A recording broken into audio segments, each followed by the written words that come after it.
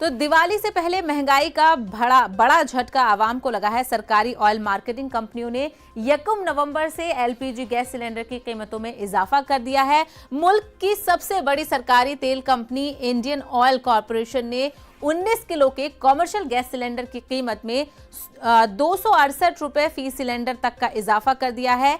कौमी राजधानी दिल्ली में 19 किलो के कॉमर्शियल गैस सिलेंडर की कीमत 264 रुपए फी सिलेंडर के इजाफे के साथ हो गई है। ताहम तेल कंपनियों ने आम आदमी के इस्तेमाल के लिए 14.2 किलोग्राम के गैर सब्सिडी वाले एलपीजी सिलेंडर की कीमतों में इजाफा नहीं किया है। इसकी कीमत में कोई तब्दीली नहीं हुई है। दिल्ली में 14.2 किलोग्राम के बगैर सब्सिडी वाले एलपीजी सिलेंडर की कीमत 899 रुपए 50 पैसे बरकरार है। आपको बता दें कि गुज़िश्ता माह तेल कंपनियों ने बगैर सब्सिडी के 14.2 किलोग्राम के सिलेंडर की कीमत में 15 रुपए का इजाफा किया था।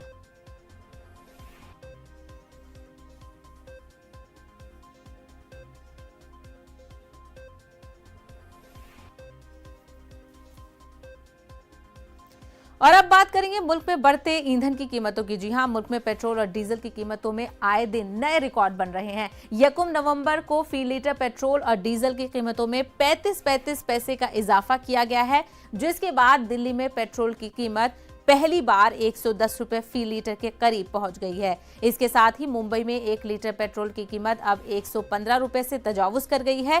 माहिरीन का कहना है कि हुकूमत ने कोई बड़ा कदम ना उठाया तो पेट्रोल की कीमत 120 रुपए फी लीटर से तजावुज कर सकती है। ताहम खाम तेल पैदा करने वाली तंजीम ओपेक प्लस का इजलास इस हफ्ते होने जा रहा है। इस इजलास में पैदावार बढ़ाने का फैसला किया जा सकता है। अगर ऐसा हुआ तो कीमतें कम हो सकती हैं। इससे हिंदुस्तान जैसे ममालिक को फायदा होगा, क्योंकि हिंदुस्तान अपना 80% खाम तेल बैरून मुल्क से खरीदता है।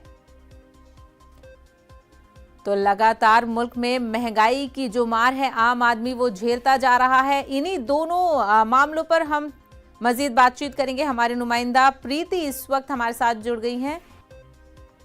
सबसे पहले प्रीति, बात कर लेते हैं एलपीजी गैस सिलेंडर की। तो कॉमर्शियल गैस सिलेंडर की कीमत में काफी ज्यादा इजाफा कर दिया गया है, तो किस इसका असर जो है वो कहीं ना कहीं जो कॉमर्शियल अप्लायंसेस हैं उन पर भी पड़ेगा?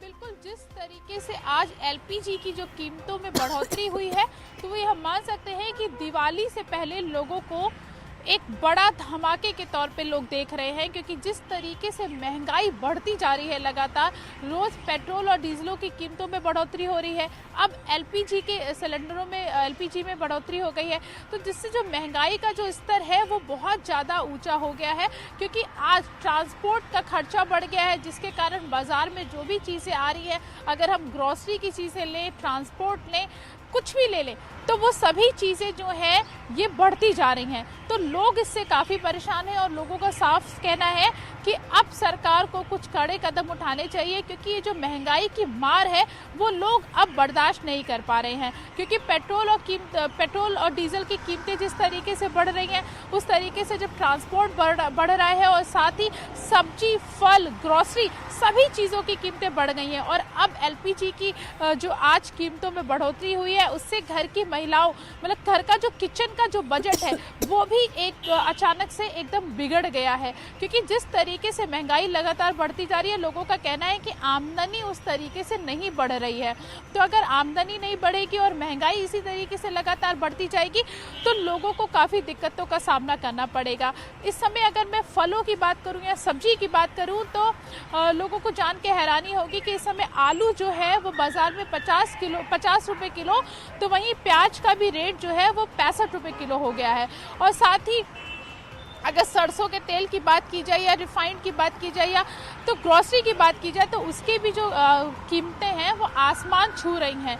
लोगों का ये कहना है कि जहां हम पहले 2000 में हमारी टंकी या 4000 में हमारी टंकी फुल हो जाती थी, तो अब वही दुगने पैसे हमको देने पड़ रहे हैं, जिसके कारण जो पब्लिक ट्रांसपोर्ट है तो पब्लिक ट्रांसपोर्ट भी बढ़ गया है। ऑटो और बसों की अगर मैं बात करूं तो उन्होंने भी जो अपना जो किराया है, लोकल जो किराया है उसको बढ़ा दिया है।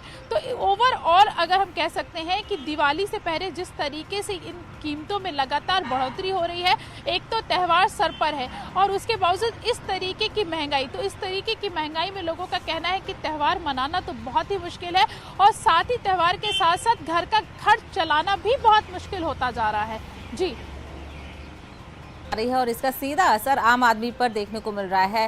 प्रीति, जो क्रूड ऑयल पैदा करने वाली कंपनियां हैं, ओपेक प्लस का अगर बात करें तो उसका इजलास होने वाला है, तो क्या लगता है पैदावार बढ़ाने का फैसला किया जा सकता है और इससे कोई फायदा होगा लोगों को?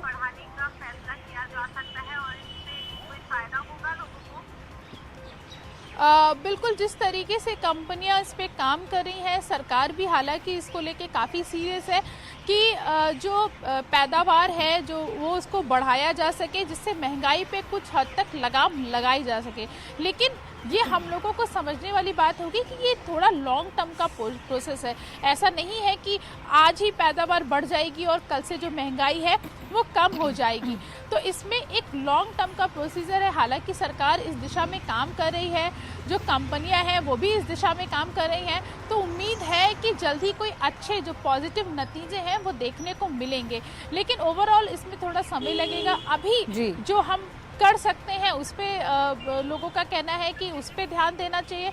हालांकि कल यूपी सरकार की अगर मैं बात करूं तो उत्तर प्रदेश सरकार ने कल पेट्रोल डीजल की कीमतों पर वैट कम करने के लिए एक बैठक की थी कि वैट को कम किया जा सके, जिससे कि पेट्रोल डीजल की कीमतों पे कुछ बिल्कुल, तो ये इजलास में क्या कुछ हो सकता है ये देखना भी प्रीति अहम हो जाएगा, क्योंकि हिंदुस्तान जो अपना 80% तेल है, खाम तेल है, वो बैरून मुल्क से ही खरीदता है। प्रीति, हमसे बात करने के लिए बेहद शुक्रिया। आगे बढ़ेंगे और अब बात करेंगे मुल्क की दार हुकूमत दिल्ली की। दिल्ली में कोरोना वबा की वजह से गुज़िश्ता 19 माह के बाद आज से पहली से 8वीं जमात तक के प्राइवेट और सरकारी स्कूल खुल गए हैं। ताहम स्कूल खुलने के बाद भी ऑनलाइन क्लासेस जारी हैं। इसी दौरान कोई भी स्कूल वालिदैन पर अपने बच्चों को स्कूल भेजने के लिए दबाव नहीं डालेगा। ऐसे में वालिदैन अपने बच्चों को अपनी मर्जी से स्कूल भेजेंगे। इसके लिए उन्हें स्कूल की जानिब से भेजे गए गूगल फॉर्म पर रजामंदी का लेटर स्कूल में जमा कराना होगा। दर हकीकत गुज़िश्ता हफ्ते दिल्ली डिजास्टर मैनेजमेंट अथॉरिटी की जानिब से 1 नवंबर से तमाम निजी और सरकारी स्कूलों को खोलने का हुक्म जारी किया गया था। साथ ही DDMA की तरफ से दिए गए हुक्म में कहा गया है कि स्कूलों को इस बात को यकीनी बनाना होगा कि क्लासेस में हाजिरी 50% से ज्यादा ना हो।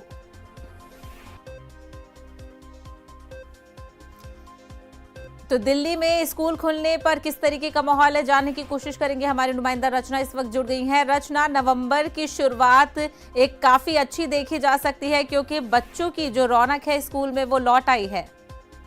बिल्कुल, करीबन 9 महीने के बाद आज से सभी क्लासेस के लिए स्कूल खोल दिए गए हैं और निजी स्कूल भी खोल दिए गए हैं, सरकारी स्कूल भी खोल दिए गए हैं, क्योंकि लंबे समय से जो बच्चे घर पर बैठकर पढ़ाई कर रहे थे, अब उनके लिए खुशी का माहौल है कि लंबे टाइम के बाद वो स्कूल में जाकर पढ़ सकेंगे, अपने टीचर से, अपने फ्रेंड्स से मिल पाएंगे। लेकिन अभी आपको ये बता दें कि जो सिटिंग कैपेसिटी है वो 50% ही रहेगी और बच्चों के पेरेंट्स को एक कंसेंट लेटर देना होगा। जो पेरेंट्स भेजना चाहते हैं अपने बच्चों को वो भेज पाएंगे। अभी कंपल्शन नहीं किया गया है सब बच्चों को कि भेजना जरूरी है, क्योंकि ऑफलाइन और ऑनलाइन दोनों माध्यम से यहाँ पर पढ़ाई होगी। और आपको बता दें कि अगर हम दिल्ली के सरकारी स्कूलों की बात करें तो 1000 से ज्यादा सरकारी स्कूल है, जिसमें कि 18 लाख से ज्यादा बच्चे पढ़ते हैं। तो आज से सरकारी स्कूल तो खुल रहे हैं, लेकिन जो प्राइवेट स्कूल है वो दिवाली के बाद खुलेंगे, क्योंकि उनका कहना है कि अभी तक उनके पास जो कंसेंट लेटर्स हैं वो नहीं आ पाए हैं। और जिस तरीके से DDMA ने एक ऑर्डर जारी किया उसमें साफ तौर से कहा गया है कि कोविड-19 के जो प्रोटोकॉल्स हैं वो पूरी तरीके से पालन किए जाएंगे। 50% की जो कैपेसिटी सिटिंग की होगी वो वहाँ पर होगी। साथ ही ये ध्यान रखना होगा कि निकलते वक्त और स्कूल में प्रवेश करते वक्त किसी भी तरीके की कोई भीड़ ना हो। सब बच्चों के पास सैनिटाइजेशन हो, सामाजिक दूरी बनाए रखे। तो ये सारी चीजें जो है वो ध्यान रखनी होगी और जिस तरीके से बच्चों की जो हाजिरी होगी यानी कि अटेंडेंस होगी उसके आधार पर ही टाइम टेबल सेट किया जाएगा। बिल्कुल, तो बच्चों की रौनक लौट चुकी है, बच्चों ने स्कूल जाना शुरू कर दिया है। हालांकि तमाम तर इकदामात को नजर में रखते हुए ही स्कूलों की शुरुआत की गई है। रचना, आपसे बात करने के लिए बेहद शुक्रिया। दिल्ली के वजीर तालीम मनीष सिसोदिया ने स्कूल के पहले दिन हालात का जायजा लेने के लिए विनोद नगर में वाक़े सरोदिया विद्यालय का दौरा किया। मनीष सिसोदिया ने इस मौके पर क्लासरूम जाकर बच्चों से मुलाकात की और उनका खैर मकदम किया।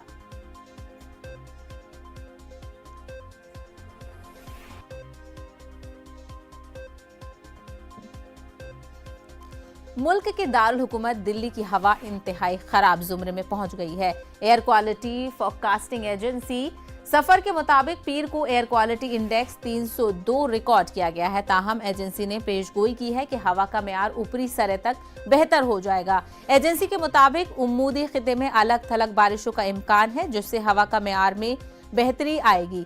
सफर के मुताबिक 2.5 PM में परगी को जलाने के इखराज का हिस्सा तकरीबन 8% है। वहीं महकमा मौसमियात ने कहा है कि 1 और 2 नवंबर तक दिल्ली में हवा का मेयार इंतहाई खराब जुमरे में रहने का इम्कान है।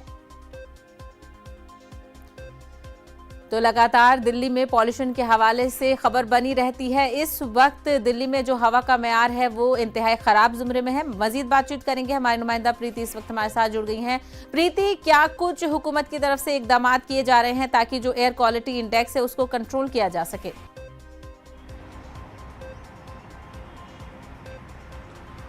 बिल्कुल, मैं आपको बता दूं कि जो दिल्ली का आज का जो एयर क्वालिटी इंडेक्स है वो 302 है, यानी कि दिल्ली में एयर क्वालिटी इंडेक्स जो है वो काफ़ी ख़राब है। और सरकार ने साफ कर दिया है कि एयर क्वालिटी इंडेक्स को कंट्रोल करने के लिए जो किसान जो तो हमारे नुमाइंदा प्रीति से हमारा राब्ता मुनक़ता हो गया है, उनसे दोबारा। जी प्रीति, बोलिए। निकाला है कि जिससे कि किसानों को पराली जलाने की जरूरत ना पड़े।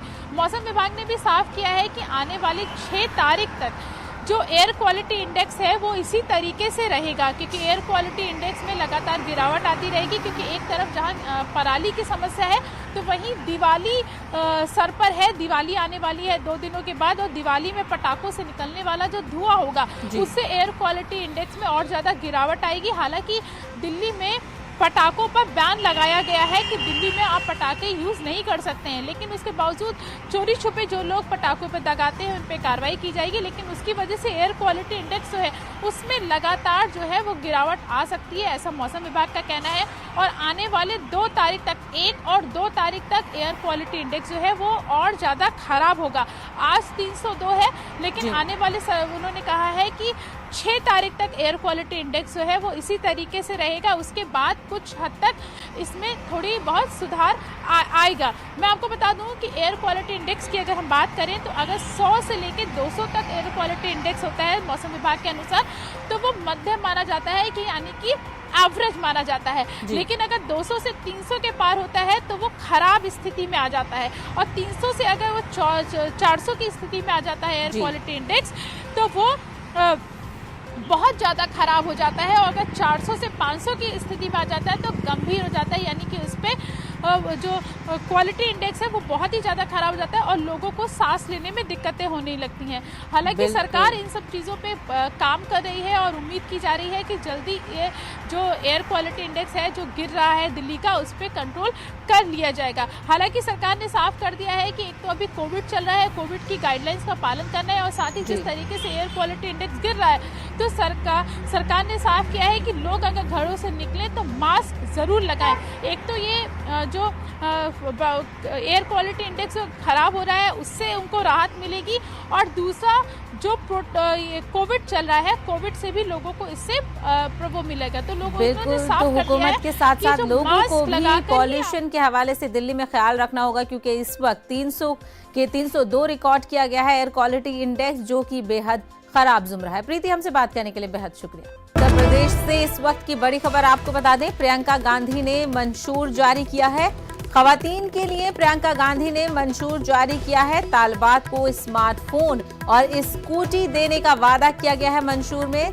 सरकारी बसों में खवातीन के लिए मुफ्त सफर का वादा भी किया है। तो बेहद अहम खबर, उत्तर प्रदेश असेंबली इलेक्शन 2022 के हवाले से तमाम तर सियासी पार्टियां सरगर्म हो गई हैं। ऐसे में कांग्रेस के खाते से उत्तर प्रदेश में प्रियंका गांधी ने मंशूर जारी कर दिया है, जिसमें खवातीन के लिए कई ऐलानात किए गए हैं, कई चीजें शामिल की गई हैं, जिसमें खासकर तलबात को स्मार्टफोन और स्कूटी देने का वादा किया गया है और वहीं सरकारी बसों में खवातीन के लिए मुफ्त सफर का वादा भी किया है। तो खवातीन के हवाले से कांग्रेस लगातार कई बड़ी बातें कर चुकी है, जिसमें 40% टिकट देने की बात भी कही गई थी कांग्रेस की तरफ से और अब कई बड़े वादे मंशूर में कर दिए गए हैं, जिसमें तालिबात को स्मार्टफोन और स्कूटी देने का वादा किया गया है।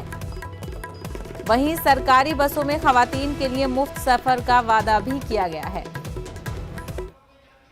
आगे बढ़ेंगे। वज़ीर-ए-आज़म नरेंद्र मोदी G20 सरबराही इजलास के बाद अगले 2 दिन बरतानिया के ग्लासगो में रहेंगे। वज़ीर-ए-आज़म ग्लासगो में मुनक्किद होने वाले आलमी मौसमियाती कॉन्फ्रेंस, जिसे COP26 के नाम से भी जाना जाता है, इसके मुख्तलिफ प्रोग्रामों में शिरकत करेंगे और COP26 से खिताब भी करेंगे। उस वक्त के अमरीकी सदर डोनाल्ड ट्रंप के पेरिस कॉन्फ्रेंस से दस्तबरदारी के बाद जिस तरह से वज़ीर-ए-आज़म नरेंद्र मोदी ने आबो हवा की तब्दीली के मसले पर रहनुमाई की, ग्लासगो कॉन्फ्रेंस में सभी की नजरें हिंदुस्तान पर लगी हुई हैं। ग्लासगो पहुंचने पर वज़ीर-ए-आज़म का शानदार इस्तकबाल किया गया। हिंदुस्तानियों से मुलाकात के बाद वज़ीर-ए-आज़म COP26 वर्ल्ड लीडर्स समिट में शिरकत के लिए स्कॉट्स इवेंट कैंपस जाएंगे। पीएम मोदी वहां इफ्तिताही तकरीब में शिरकत करेंगे।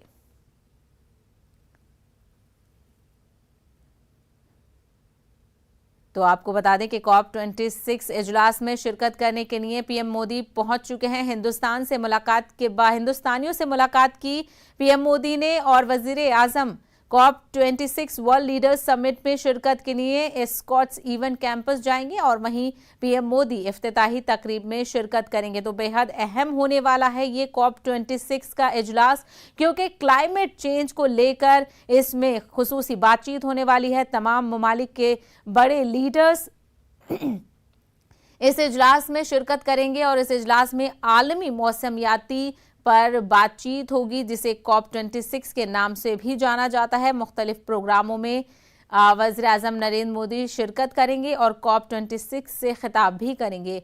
उस वक्त के अमरीकी सदर डोनाल्ड ट्रंप ने पेरिस कॉन्फ्रेंस से दस्तबरदारी के बाद जिस तरह से वज़ीर-ए-आज़म नरेंद्र मोदी ने आबो हवा की तब्दीली के मसले पर रहनुमाई की, ग्लासगो कॉन्फ्रेंस में सभी की नजरें हिंदुस्तान पर लगी होंगी, क्योंकि ग्लासगो पहुंचने पर वज़ीर-ए-आज़म इफ्तिताही तकरीब से खिताब भी करेंगे और क्लाइमेट चेंज के हवाले से तमाम लीडर्स इस COP26 इजलास में अहम मुद्दों पर बातचीत करेंगे। किस तरीके से क्लाइमेट चेंज को उस पर नज़र रखी जाए, कंट्रोल किया जाए क्लाइमेट चेंजेस को, इस पर अहम उमूर पर तबादला ख्याल होगा। वज़ीर-ए-आज़म नरेंद्र मोदी पहुंच चुके हैं। हिंदुस्तानियों ने उनका पुरजोर इस्तकबाल किया और हिंदुस्तानियों से मुलाकात के बाद वज़ीर-ए-आज़म COP26 वर्ल्ड लीडर समिट में शिरकत के लिए स्कॉट्स इवेंट कैंपस जाएंगे। पीएम मोदी वहां इफ्तिताही तकरीब में शिरकत करेंगे।